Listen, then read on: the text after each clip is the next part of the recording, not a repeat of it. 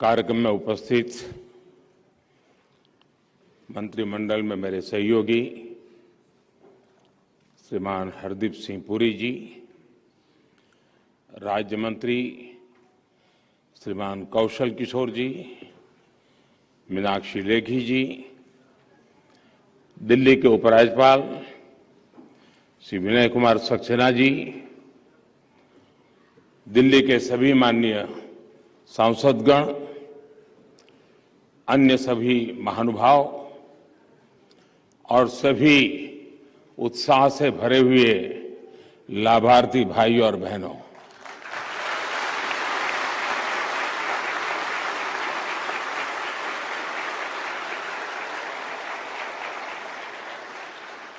विज्ञान भवन में कार्यक्रम तो बहुत होते हैं, कोट पैंट टाई वाले भी बहुत लोग होते हैं,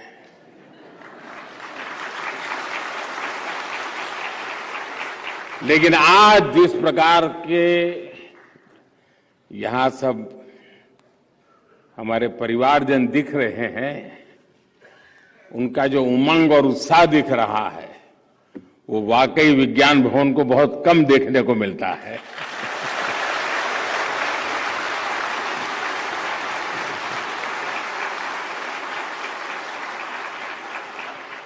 आज दिल्ली के सैकड़ों परिवारों के लिए, हजारों गरीब हमारे भाई बहनों के लिए ये बहुत बड़ा दिन है। वर्षों से जो परिवार दिल्ली की झुग्गियों में रह रहे थे, आज उनके लिए एक प्रकार से जीवन की नई शुरुआत होने जा रही है।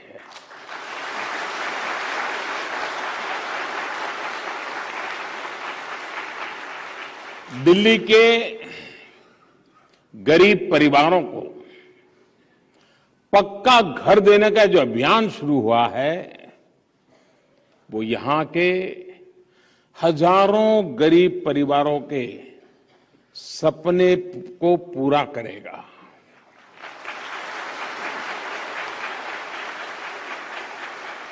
आज यहां सैकड़ों लाभार्थियों को उनके घर की चाबी मिली है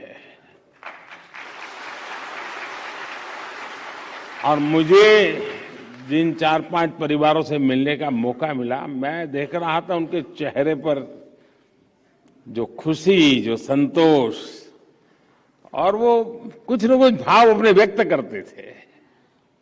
वो भीतर का जो आनंद था वो प्रकट हो रहा था, एक संतोष उनके चेहरे पर महक रहा था। अकेले कालकाजी एक्सटेंशन के फर्स्ट पेज में ही 3000 से ज्यादा घर बनकर तैयार कर लिए गए हैं और बहुत ही जल्द यहां रह रहे दूसरे परिवारों को भी गृह प्रवेश का मौका मिलेगा। मुझे विश्वास है आने वाले समय में भारत सरकार द्वारा किए जा रहे ये प्रयास दिल्ली को एक आदर्श शहर बनाने में बड़ी भूमिका निभाएंगे। साथियों, दिल्ली जैसे बड़े शहरों में हम जो विकास देखते हैं, बड़े सपने और ऊंचाइयां देखते हैं, उनकी नींव में मेरे इन गरीब भाई बहनों की मेहनत है, उनका पसीना है, उनका परिश्रम है। लेकिन दुर्भाग्य देखिए, सच्चाई ये भी है कि शहरों के विकास में जिन गरीबों का खून पसीना लगता है, वो उसी शहर में बदहाली की जिंदगी जीने को मजबूर होते रहे हैं।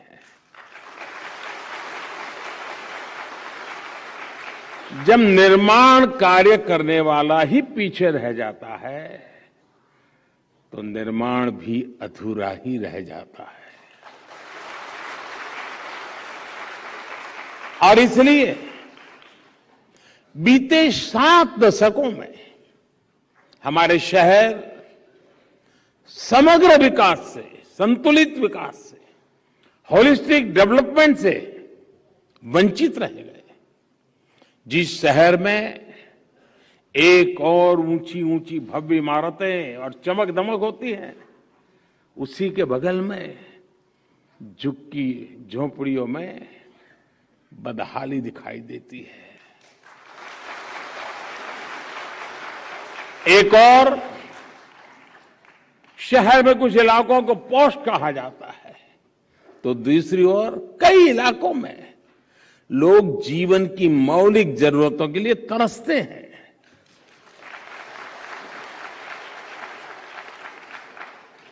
जब एक ही शहर में इतनी असमानता हो, इतना भेदभाव हो, तो समग्र विकास की कल्पना कैसे की जा सकती है? आजादी के अमृत काल में हमें इस खाई को पाटना ही होगा और इसलिए ही आज देश सबका साथ, सबका विकास, सबका विश्वास और सबका प्रयास, इस मंत्र पर चलकर सबके उत्थान के लिए प्रयास कर रहा है। साथियों, दशकों तक देश में जो व्यवस्था रही, उसमें ये सोच बन गई थी कि गरीबी केवल गरीब की समस्या है।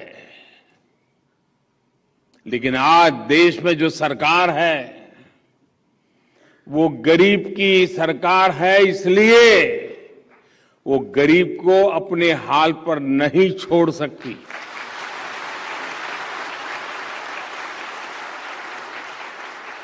और इसलिए आज देश की नीतियों के केंद्र में गरीब है।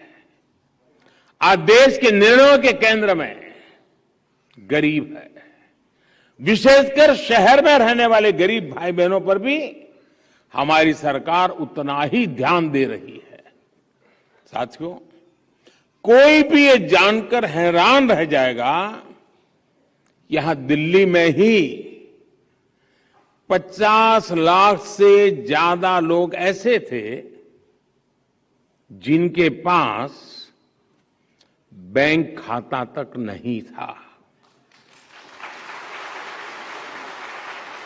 ये लोग भारत की बैंकिंग व्यवस्था से नहीं जुड़े थे। बैंकों से मिलने वाले हर लाभ से वो वंचित थे। बल्कि सच्चाई ये भी थी कि गरीब बैंक के दरवाजे तक जाने से डरता था।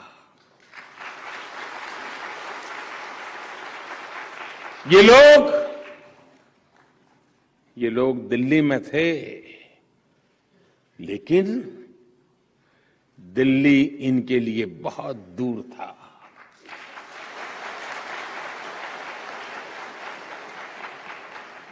इसी स्थिति को हमारी सरकार ने बदला। अभियान चलाकर दिल्ली के गरीबों को, देश के गरीबों के बैंक खाते खुलवाए गए। तब किसी ने शायद ही सोचा होगा कि इसके क्या क्या फायदे हो सकते हैं। आज दिल्ली के गरीब को भी सरकार की योजनाओं का सीधे लाभ मिल रहा है। आज दिल्ली में हजारों साथी रेहड़ी पटरी की दुकान लगाते हैं, सब्जियां और फल बेचते हैं। कई साथी ऑटो रिक्शा चलाते हैं, टैक्सी चलाते हैं। इनमें से शायद ही कोई ऐसा हो जिसके पास आज भीम यूपीआई न हो। पैसे सीधे मोबाइल पर आते हैं, मोबाइल से पेमेंट भी हो जाता है। इससे कितनी बड़ी आर्थिक सुरक्षा भी मिली है। बैंकिंग सिस्टम से जुड़ने की यही शक्ति पीएम स्वनिधि योजना का भी आधार बनी। इस योजना के तहत शहर में रहने वाले हमारे रेहड़ी पटरी वाले भाई और बहनों को अपना काम आगे बढ़ाने के लिए आर्थिक सहायता दी जा रही है।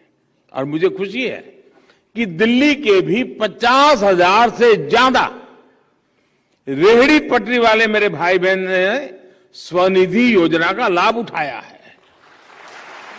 इसके अलावा मुद्रा योजना के तहत बिना गारंटी दी गई 30,000 करोड़ रुपए से ज्यादा की सहायता भी दिल्ली के छोटे उद्यमियों की काफी मदद की है। साथियों, हमारे गरीब साथियों को एक बड़ी दिक्कत राशन कार्ड से जुड़ी अव्यवस्थाओं से भी होती है। हमने one nation one ration card की व्यवस्था करके दिल्ली के लाखों गरीबों का जीवन आसान बनाया है। हमारे जो प्रवासी श्रमिक दूसरे राज्यों से काम करने आते हैं, पहले उनका राशन कार्ड यहां बेकार हो जाता था, एक सिर्फ कागज का टुकड़ा बनकर रह जाता था। इससे उनके लिए राशन की समस्या खड़ी हो जाती थी। One nation one ration card के जरिए इस चिंता से भी मुक्ति मिल रही है। इस योजना का लाभ कोरोना वैश्विक महामारी के समय दिल्ली के गरीबों ने भी उठाया है। इस वैश्विक संकट के समय में दिल्ली के लाखों गरीबों को केंद्र सरकार पिछले 2 साल से मुफ्त राशन भी दे रही है। इस पर सिर्फ दिल्ली में ही केंद्र सरकार द्वारा 2,500 करोड़ रुपए से अधिक खर्च किए गए हैं। ये जितनी चीजें मैंने गिनाई ना,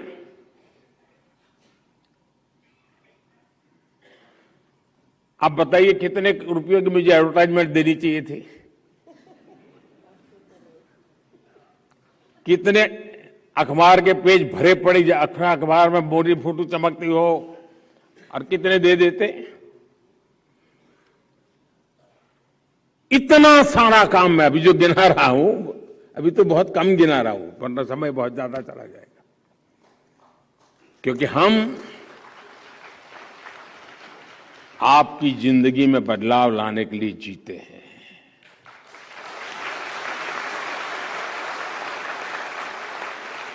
साथियों, दिल्ली में केंद्र सरकार ने 40 लाख से ज्यादा गरीबों को बीमा सुरक्षा कवच भी दिया है।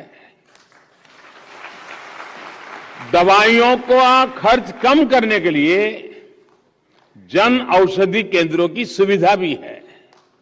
जब जीवन में यह सुरक्षा होती है तो गरीब निश्चित होकर अपनी पूरी ताकत से मेहनत करता है। वो खुद को गरीबी से बाहर निकालने के लिए, गरीबी से लड़ाई लड़ने के लिए, गरीबी को परास्त करने के लिए जी जान से जुट जाता है। ये निश्चिंतता गरीब के जीवन में कितनी महत्वपूर्ण होती है, वो किसी गरीब से बेहतर कोई नहीं जान सकता। साथियों, दिल्ली में एक और विषय दशकों पहले बनी हुई अनधिकृत जो कॉलोनियों का भी रहा है। इन कॉलोनियों में हमारे लाखों भाई बहन रहते हैं। उनका पूरा पूरा जीवन इसी चिंता में निकल रहा था कि उनके घरों का होगा क्या। दिल्ली के लोगों की इस चिंता को कम करने का काम भी केंद्र सरकार ने किया।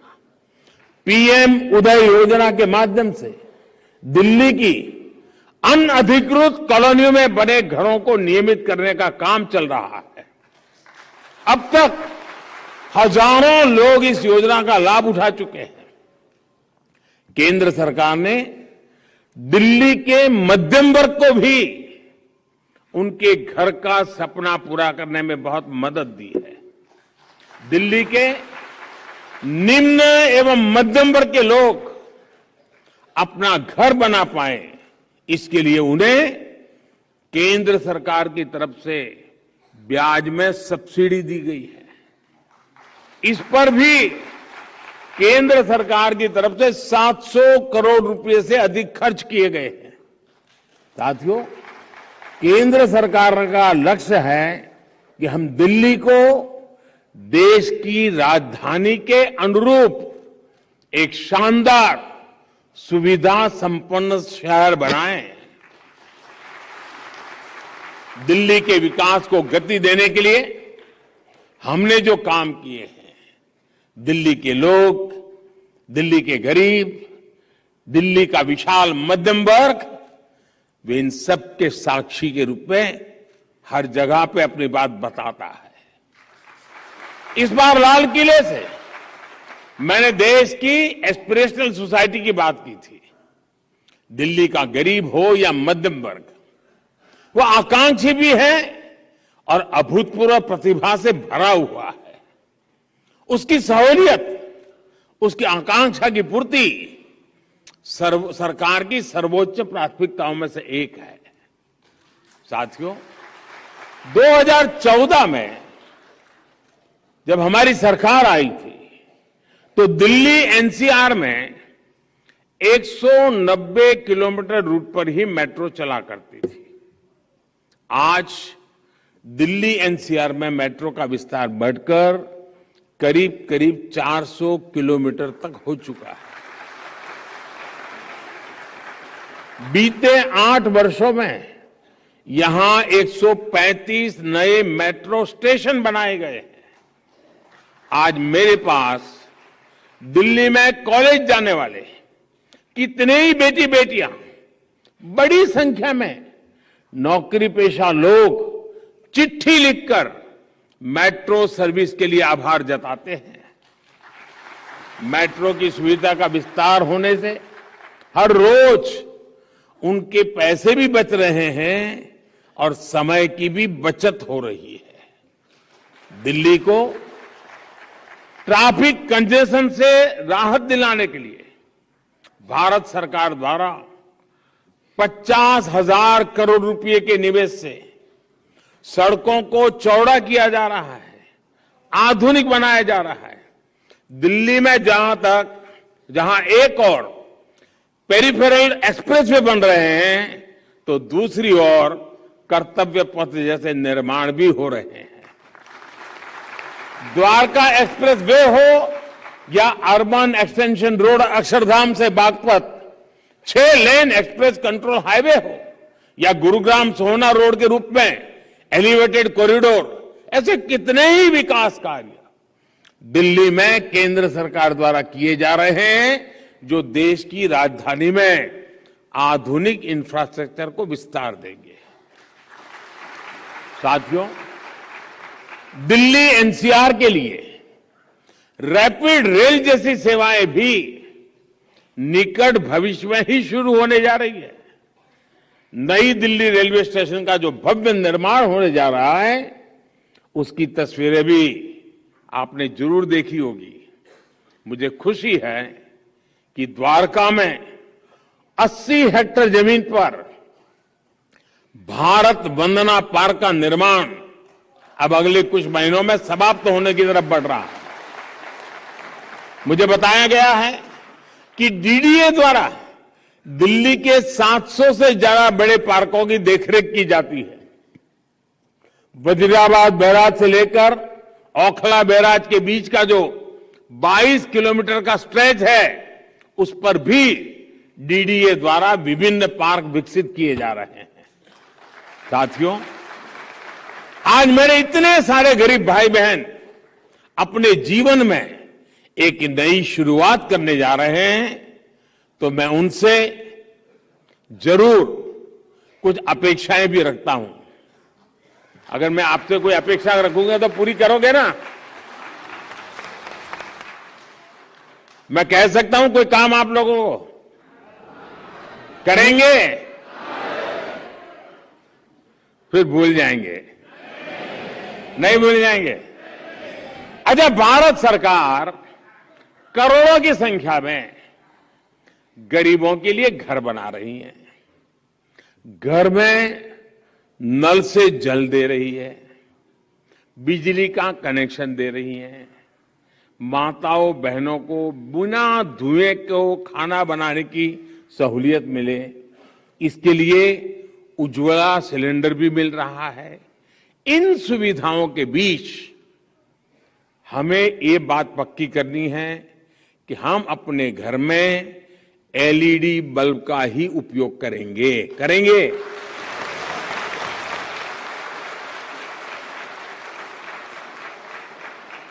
दूसरी बात, हम किसी भी हालत में कॉलोनी में पानी को बर्बाद नहीं होने देंगे। वरना आपको मालूम है कुछ लोग क्या करते हैं, बाथरूम में बाल्टी उल्टी रख देते हैं, नल चालू रखते हैं, सुबह 6 बजे उठना है तो घंटी का काम करता है, पानी आएगा, बाल्टी की आवाज आएगी तो लगेगा।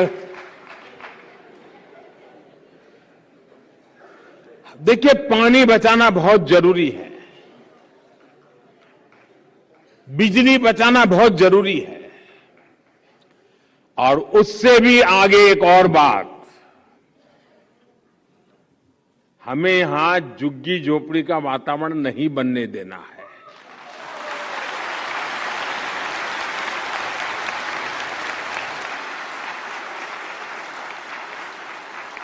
हमारी कॉलोनी स्वच्छ हो, सुंदर हो, स्वच्छता का वातावरण हो। और मैं तो कहूंगा कि आप ही लोग अपनी कॉलोनी में टावर के बीच में स्पर्धा कीजिए, हर महीने स्पर्धा, कौन सा टावर सबसे ज्यादा स्वच्छ है।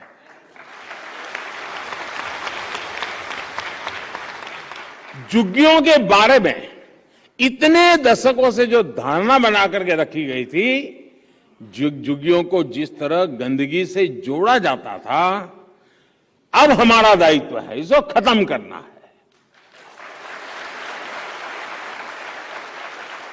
मुझे विश्वास है आप सभी लोग दिल्ली और देश के विकास में इसी तरह अपनी भूमिका निभाते रहें।